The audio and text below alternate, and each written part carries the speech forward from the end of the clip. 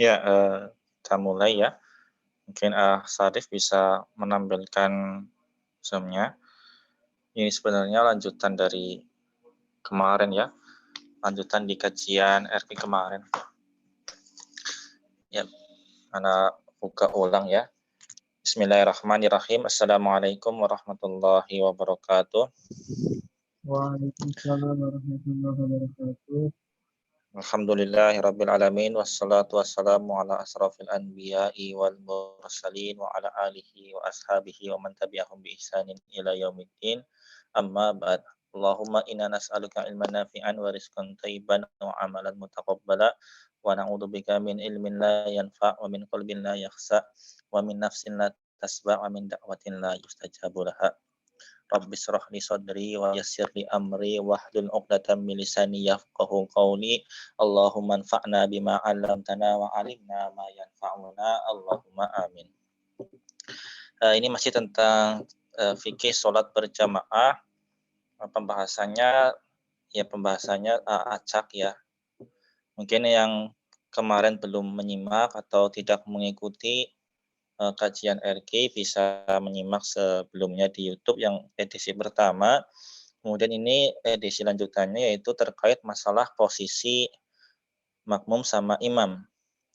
Ada posisi yang dimana di situ adalah makruh, ada yang posisi adalah sunnah, dan ada posisi yang membatalkan sholat. Posisi pertama adalah makruh, yaitu posisi yang sejajar antara imam dan makmum sejajar.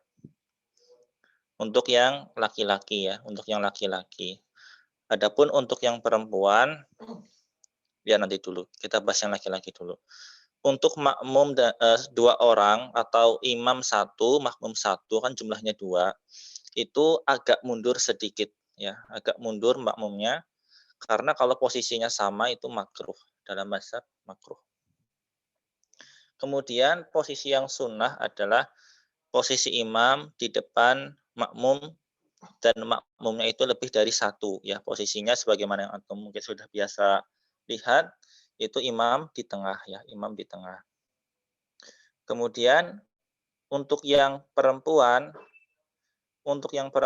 maka posisinya itu pada shaf pertama dan agak maju sedikit ya, itu untuk perempuan, imamnya di tengah, bukan imamnya di depan ya, imamnya di tengah dan maju sedikit. Kemudian ada posisi yang membatalkan sholat. Posisi yang membatalkan sholat, lihat gambarnya di situ ya. Di situ kita lihat ada gambar hijau sama gambar biru. Misalnya ada desain masjid seperti itu. Desain masjid seperti itu, nah gambar kotak kuning yang kecil itu adalah tempat imam misalnya. Nah, kemudian yang di lantai 2 itu dia melebihi tempatnya imam. Maka yang seperti ini tidak boleh. Tidak boleh sholat jamaahnya tidak dianggap. Jadi bagaimana makmum itu harus posisinya di belakang imam. Lalu bagaimana kalau di Masjidil Haram, kalau di Ka'bah itu kan ada makmum yang di depan imam ya. Nah itu tidak apa-apa karena itu berlainan arah ya, kan muter tuh kalau di Ka'bah. Muter. Nah itu yang dari arah samping atau arah yang tidak sama arahnya dengan imam, ada yang posisinya lebih depan, lebih dekat ke Ka'bah. Imam ke Ka'bah jaraknya misalnya 1,5 meter, ada makmum jaraknya cuma 0,5 meter misalnya. Yang intinya lebih dekat lah, intinya lebih dekat. Maka itu tidak apa-apa karena itu berlainan arah. Adapun kalau searah seperti ini, kemudian makmum lebih depan dari imam, maka ya itu tidak memenuhi sholat berjamaah. Kemudian di sini ada catatan tambahan, makmum itu harus mengetahui intikal atau perubahan gerakan imam. Bisa mengetahui dari apa? Dari suara ya. Dan kalau kita pakai mikrofon ya. Kemudian bisa juga dari pergerakan makmum yang di depannya. Itu harus tahu. Jadi makmum itu harus tahu pergerakan imam. Ya insya Allah jelas untuk yang ini ya. Kita lanjut ke slide selanjutnya.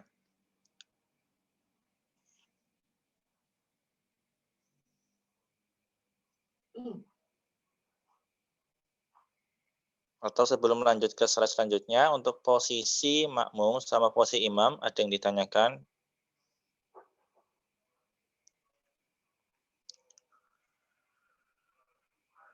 Insya Allah tidak ada ya. Iya, kita lanjut aja. Nah, ini jamaah di antara tiang-tiang ya. Jamaah di antara tiang-tiang. Untuk mazhab Syafi'i sebagaimana yang dinukilkan Imam Ar-Romli ya, apakah dimakruhkan bagi seseorang untuk sholat di antara dua tiang dari tiang-tiang masjid? Maka jawabannya tidak makruh ya. Jawabannya tidak makruh baik dia dalam keadaan sholat sendiri atau menjadi imam. Demikian pula dalam keadaan ia menjadi makmum, kecuali kalau dia bersendiri dari shaf yang telah ada. Jadi kalau mazhab Syafi'i, kapan dikatakan makruh seperti ini? Misalnya shaf 1 penuh, shaf 2 penuh, nah antum masbuk misalnya. Di shaf 3 antum sendirian gitu. Nah, di shaf 3 sendirian itu maka antum makruh di situ. Walaupun ada teknisnya yaitu antum eh, menepuk atau memberikan isyarat satu orang di shaf yang kedua untuk menemani antum di shaf ketiga supaya nggak sendirian. Tapi kan kadang orang bingung dikiranya mau nepuk disuruh jadi imam gitu misalnya atau nggak tahu ya, takut menimbulkan fitnah maka tidak usah dilakukan. Jadi misalnya antum udah masbuk, udah ketinggalan, nah di shaf 1 penuh, shaf 2 penuh, di shaf 3 sendiri misalnya, ya udah nggak apa-apa. Ya walaupun dalam mazhab itu dihukumi makruh. Kemudian ya ke slide selanjutnya.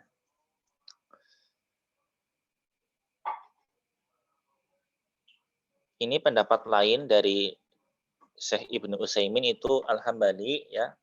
Beliau berkata, shaf di antara tiang-tiang hukumnya boleh apabila sempit. Ya, jadi kalau mazhab Hambali itu memang dia memakruhkan, beda sama tadi ya, beda sama tadi. Cuman kemakruhan itu hilang apabila ya misalnya antum tuh dapat tempatnya di situ gitu loh. Dapat tempatnya di situ dan tempat yang lain tuh udah nggak ada gitu. Kemudian sebagian ulama telah menceritakan sebagai ijma. Ijma itu berarti kesepakatan ya.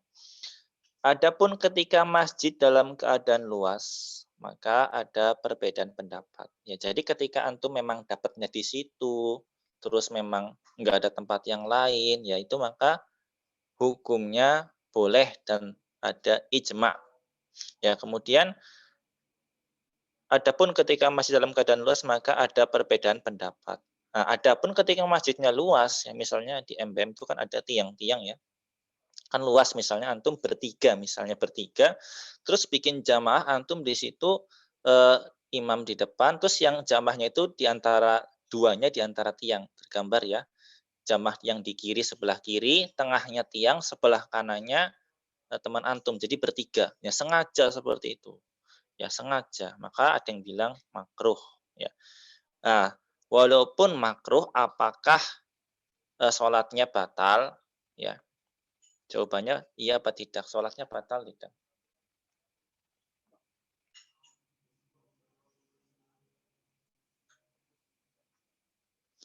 Jawabannya tidak batal walaupun tiangnya itu memutus soft ya. Walaupun tiang itu memutus soft. Jawabannya tidak batal. Jadi hanya mengurangi pahala sholat berjamaah ketika antum sengaja. Adapun misalnya antum sholat berjamaah, memang pas dapatnya di situ gitu loh. Pas dapatnya di situ. Apalagi kalau di Masjidil Haram ya. Di Masjidil Haram kan tiangnya besar-besar ya. Kemudian mungkin rombongan antum tuh memang di situ gitu loh. Ya antum jangan disibukkan dengan masalah tiang, kemudian antum bisa memisah, apalagi sampai nanti antum berjauhan dengan rombongan, nanti bisa kesasar takutnya. Jadi kemakruhan tersebut hilang ketika ya memang antum dapatnya di situ dan tempat yang lain tuh udah penuh gitu. Adapun misalnya antum sholat sunnah bertiga, misalnya sholat sunnah bertiga, kemudian sengaja bikin soft yang ya deket tiang itu, ya sengaja bikin soft yang deket tiang itu, misalnya teman satunya antum sebelah kanannya tiang, teman satunya antum sebelah kirinya tiang, antum di depannya tiang, seperti itu misalnya. Nah, yang sengaja-sengaja seperti ini hendaknya dihindari. Ya, ini terkait masalah sholat di antara tiang-tiang. Ya kita lanjut ke slide selanjutnya.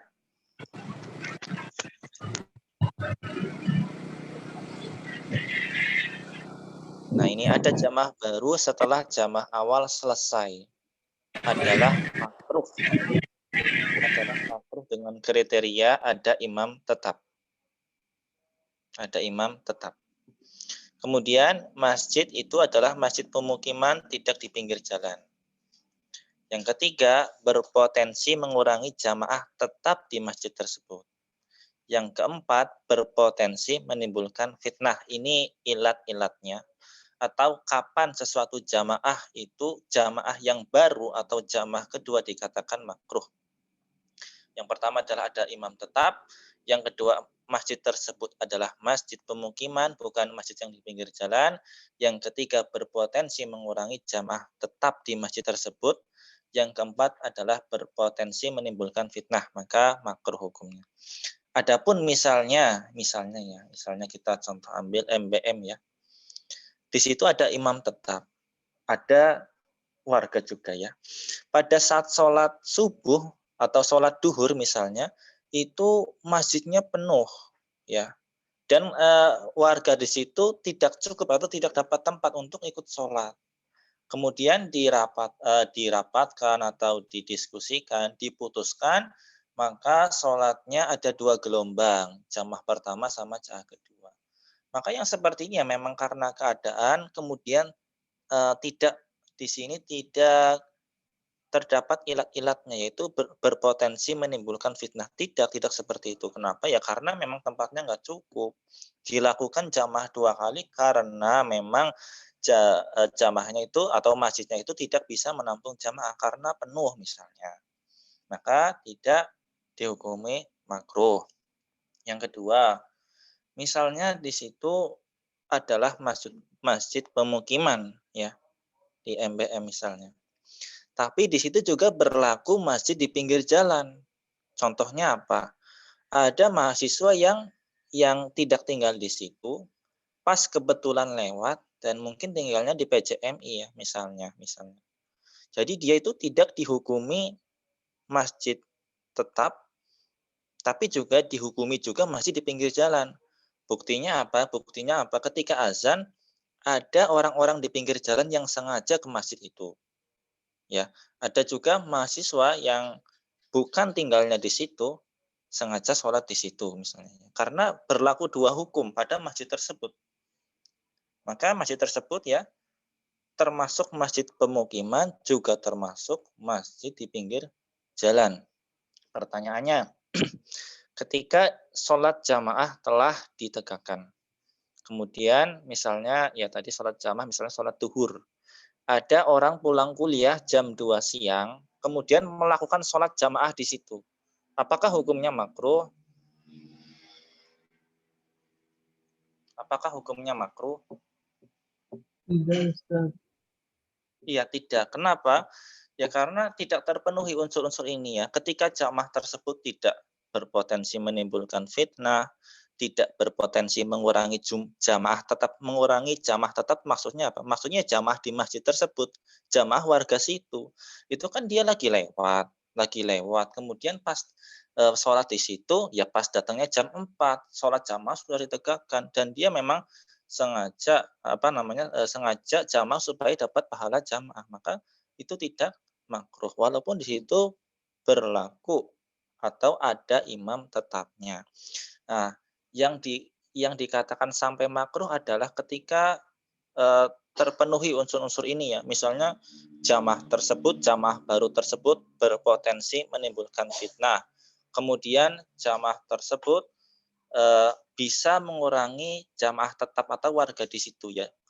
Nomor 3 ini bisa terlihat ketika warganya itu tidak bersatu atau berpecah belah ya. Yang satu sereknya sama imam ini, yang satu sereknya sama imam ini. Padahal tempat masjidnya itu masih cukup gitu loh. Nah, yang nomor 3 itu bisa seperti itu. Adapun kalau misalkan masjidnya tidak cukup karena banyak warga yang sholat, kemudian diadakan jamaah kedua karena memang tidak mampu menampung, maka tidak dihukumi makruh. Jadi ini harus terpenuhi unsur-unsurnya. Kemudian di sini juga masjid yang di pinggir jalan seperti masjid di pasar, masjid di terminal atau yang di lain sebagainya, maka ya di situ tidak makruh untuk sholat berjamaah yang kedua kali atau mungkin yang ketiga kali. Seperti itu. Ya, kita lanjut ke slide selanjutnya. Wah, ini lanjutan yang tadi ya. Agak kebalik mungkin anak nyusunnya ya. Wah, ini tadi masih ada hubungannya tentang masalah sholat di ya agak kebalik nggak apa-apa. Masalah sholat di tiang-tiang ini ada pendapat yang lain ya, pendapat yang lain dari Lajnah Daimah. Kalau di kita mungkin ada UI, kalau di Saudi Arabia ada Lajnah Daimah ya. Itu tidak menukil ijma namun juga menfatwakan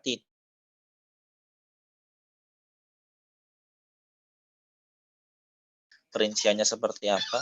Perinciannya adalah ketika antum sengaja dan tempatnya itu masih lebar. Tempatnya masih lebar terus sengaja seperti itu maka dikatakan makruh. Tapi kalau tadi mazhab Syafi'i tidak ya. Tapi hendaknya dihindari.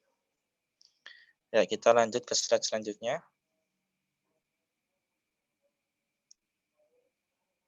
Sudah selesai atau belum? Sudah selesai ya?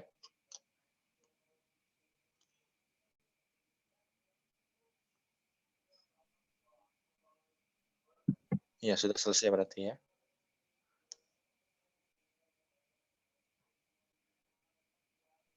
Tinggal ini sepertinya Ustaz.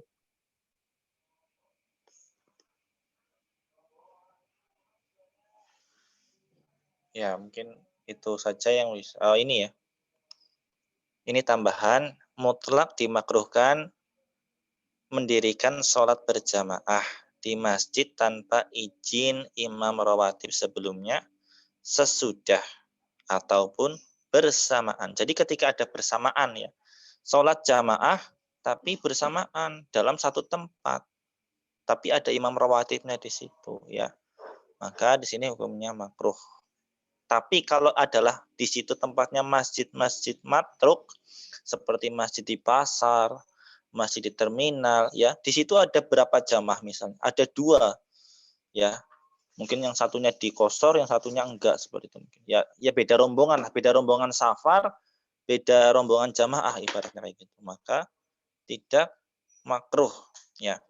Tapi kalau di situ adalah masjid yang pemukiman, ya maka dihukumi makruh sebelum, sesudah, ataupun bersamaan. Dengan catatan tadi ya. Dengan catatan tadi bisa menimbulkan fitnah, bisa mengurangi jamaah. Nah ini yang jadi catatan adalah yang bersamaan ini, bersamaan. Misalnya di Masjid MBM, sholat duhur, atau sholat taraweh lah. Sholat taraweh ada dua, yang satu 11 rakaat, yang satu 23 dalam waktu bersamaan misalnya. Misalnya seperti itu. Maka ini jangan seperti ini. Ini bisa menimbulkan fitnah. Yang kedua bisa berpotensi mengurangi jamaah. Kenapa? Ya jamaah yang satu ikut sana, yang satu ikut sini kan berpotensi mengurangi seperti itu. Ya. Kemudian bisa menimbulkan perpecahan juga yang seperti ini. Iya. Ya mungkin itu saja yang bisa disampaikan. Silahkan mungkin ada yang mau didiskusikan. Ya, tapi ini berlaku untuk masjid matruk ya, masjid yang ditinggalkan maka tidak bermasalah seperti di masjid pasar, masjid terminal dan lain sebagainya. Ya, adapun kalau MBM mungkin dia berlaku juga masjid yang mukim juga masjid yang di jalan ya. Wallahu alam. Silakan mungkin ada yang mau didiskusikan. Ustadz, apa Ya. suara saya masuk? Iya, masuk ah. Ini Alvan, kalau misalnya agak out of context terkait tadi kan barusan bahas lebih ke tentang dari apa jenis masjidnya gitu ya, Ustadz. Nah ini tuh Ya. Terkait dengan kebolehan tempat itu di dalam masjid, suatu tempat di masjid, apakah boleh untuk jadi tempat buat sholat ya gitu. Jadi Saya pernah dengar Ustaz, kalau misalnya katakanlah posisi masjid kan ada yang di dalam masjid, terus ada yang di Serambi gitu ya Ustaz.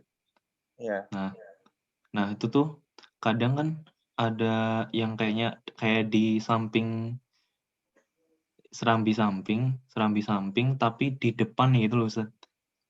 Serambi samping tapi di depan dan di daerah situ tuh nggak ada jendela atau pintu, maksudnya di daerah depannya tuh nggak ada celah ruang, jadi full tembok kayak gitu. Apakah itu masih boleh untuk tempat buat sholat ya Ustaz ya? Karena saya pernah dengar kayak kalau nggak salah kajian di sini di kampung saya kalau misalnya itu tuh harusnya ada celah dulu kayak gitu di yang serambi itu, lurusnya imam harus ada celah dulu, entah itu pintu atau jendela, baru ketika di paling depan itu yang di dekat imam ada celah, maka baru serambi masjid yang di samping dan di bagian depan itu baru boleh untuk tempat, sholat. Ini Afwan pertanyaannya agak pusing karena harusnya ini Iya. digambar aja.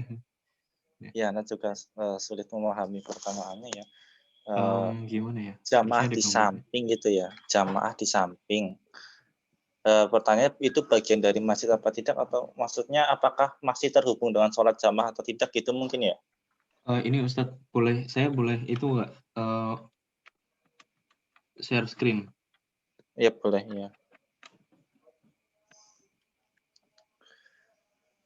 Coba bisa share screen nggak ya? Minta tolong. Oke, sip. Saya buka Paint dulu. Paint.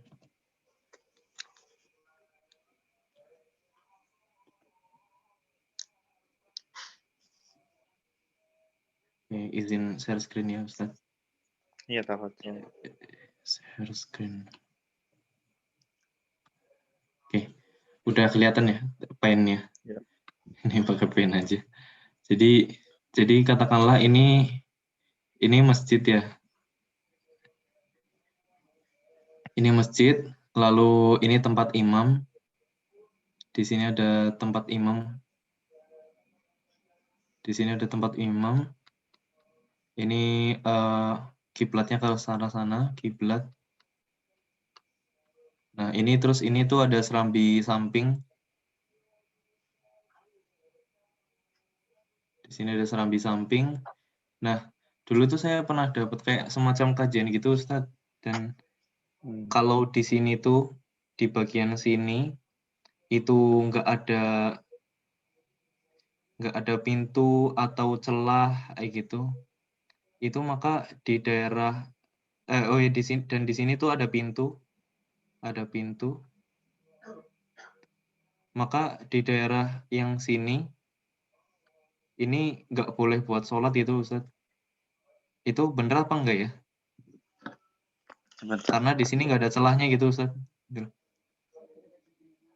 Oh itu yang menghubungkan hanya pintu ya? Ya ini pintu. Terus di sini itu nggak ada, ya di, di sini nggak ada kayak jendela atau pintu gitu. Jadi di sini katanya itu di sini nggak boleh buat sholat gitu. Harus setelah ada celah dulu di sini. Nah kalau di sini boleh. Ini bener apa enggak ya Ustaz? Ya itu mungkin yang di situ boleh karena dia masih terhubung dengan imam ya. Kemudian kalau dibilang nggak boleh sholat, ya bolehlah sholat. Cuman masalahnya kalau pas sholat jamaah itu teranggap nggak sholat jamaahnya gitu loh. Nah iya gitu Kalau Ustaz. iya, Betul. kalau sholat boleh ya. Tapi kalau masalah sholat teranggap apa tidak sholatnya, ya untuk lebih hati-hati, itu yang di belakang itu yang antum bilang boleh ya. Nah, Mm-mm. untuk yang lebih hati-hati seperti itu boleh ya. Walau alam Anda juga pernah mendengar, cuman perinciannya seperti apa ya, Anda kurang tahu di situ yang menyebabkan dia tidak terhubung dengan imam itu seperti apa gitu loh. Iya betul, terhubung ke imam Heeh, ya gitu. iya Soalnya di sini betul. nggak ada celahnya gitu katanya. Nggak ada celahnya, maka ini daerah sini tuh tidak terhubung dengan apa imam ya gitu. Makanya nggak boleh kalau sholat jamaah, katakanlah Jumat kan biasanya membludak gitu ya Ustaz. Iya,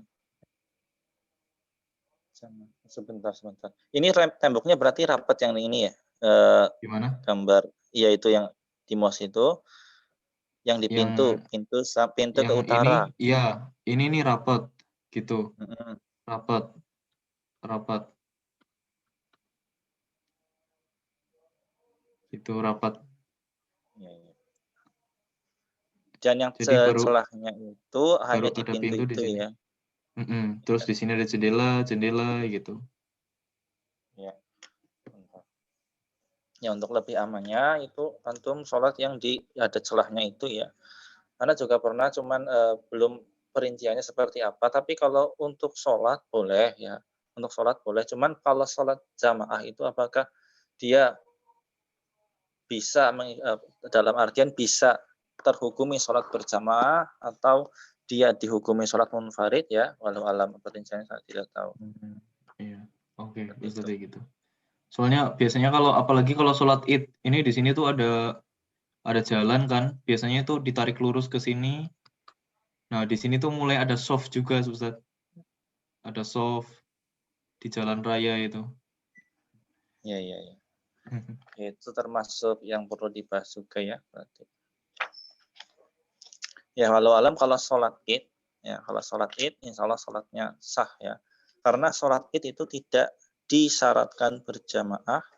Nah, problemnya itu sholat Jumat. Sholat Jumat itu wajib berjamaah. Nggak boleh munfarid sholat Jumat. Kalau sholat Id, munfarid masih sah. Masih sah. Cuman mungkin ada pahala jamaah yang tidak tercapai. Seperti itu. Ya mungkin itu aja dari Anda. Oke. Oke, Ustaz, jazakallah. Iya, Pak. Ya, tafadhol mungkin ada teman lagi yang mau mendiskusikan.